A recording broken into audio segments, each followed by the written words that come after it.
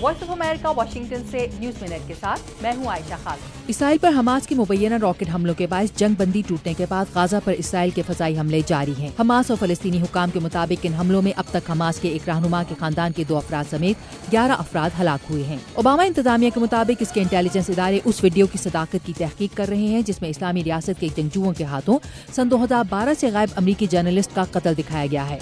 दूसरी तरफ फ्रांस के सदर ने इराक में इंतहा पसंदों के बाइस पैदा होने वाली सूरत हाल पर अगले माह एक कॉन्फ्रेंस बुलाने का ऐलान किया है। जापान के शहर हिरोशिमा के मुज़फ़्फ़ात में शदीद बारिशों से आने वाली लैंडस्लाइड से कम 27 अफराद हलाक और कई लापता हो गए हैं।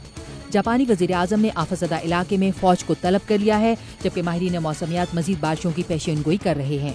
यूक्रेन के सदर अगले हफ्ते अपने रूसी हम मनसब व्लादिमीर पुतिन के साथ शिमाली यूक्रेन के बहरान पर होने वाली एक समिट में शिरकत करेंगे। समिट में यूरोपीय यूनियन, बेलारूस और कजाकिस्तान के रहनुमा भी शरीक होंगे।